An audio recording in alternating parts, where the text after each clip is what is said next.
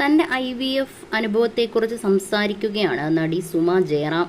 2016 ആദ്യം IVF ചെയ്തത്. വീട്ടിലെത്തി 2-ാം ദിവസമാണ് അനിയൻ അവരുടെ ഹാപ്പി ന്യൂസ് ഞങ്ങളോട് പറയുന്നത്.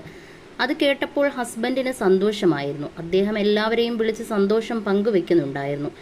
ഇതിൽ ഇത്ര സന്തോഷിക്കാൻ എന്തിരിക്കുന്നു എന്ന് ഞാനും ആലോചിച്ചിരുന്നു. അനിയന്റെ ഭാര്യയല്ലേ ഗർഭിണിയായത് എന്നായിരുന്നു ചോദ്യങ്ങൾ.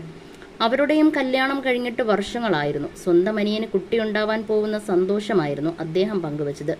അന്ന് രാത്രി എക്സുമായി സംസാരിക്കുന്നതിനിടെ പുള്ളി എന്നെ ഇറിറ്റേറ്റ് ചെയ്തിരുന്നു.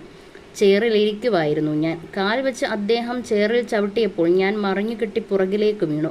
കഷ്ടപ്പെട്ട് 2 ലക്ഷം മുടക്കി IVF ചെയ്തതേ ഉള്ളൂ. നിങ്ങൾ എന്ത് പരിപാടിയാണ് കാണിക്കുന്നതെന്ന് ഞാൻ ചോദിച്ചിരുന്നു. ആഗ്രഹിച്ച കാര്യം അതെന്തായാലും പോയി കിട്ടി. നിങ്ങളുടെ ഒരൊറ്റ ചവിട്ടിൽ അത് പോയി.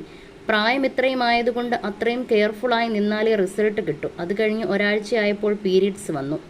ബ്ലീഡിംഗ് ആയ സമയത്ത് ഞാൻ അദ്ദേഹത്തെ വഴക്ക് പറഞ്ഞിരുന്നു. അനിയന്റെ ഭാര്യ ഗർഭിണിയായപ്പോൾ നിങ്ങൾ സന്തോഷിച്ചു.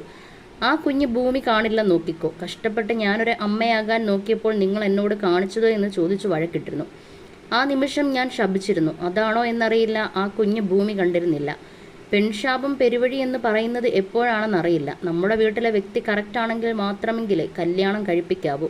നുണ പറഞ്ഞ് കല്യാണം കഴിപ്പിക്കാൻ നോക്കുന്നവരും അനുഭവിക്കേണ്ടി വരും. ഒരു പെണ്ണിന്റെ കണ്ണീര് വീണാൽ ഒരു കുടുംബവും നന്നാവില്ലെന്നും സുമ ജയറാം പറയുന്നു. IVF ചികിത്സയിലൂടെ തന്നെയാണ് സുമ ജയറാമിന് 2 ഇരട്ട ആൺകുട്ടികൾ ജനിച്ചത്. 48-ാം വയസ്സിലായിരുന്നു ഇരട്ടക്കുട്ടികൾക്ക് സുമ ജയറാം ജന്മം നൽകിയത്. എന്നാൽ തന്റെ ഭർത്താവിന്റെ മദ്യപാനത്തെക്കുറിച്ചും ദുഷ്ജീവിതത്തെക്കുറിച്ചും സുമ ജയറാം പലതവണയും തുറന്നു പറഞ്ഞിട്ടുണ്ട്.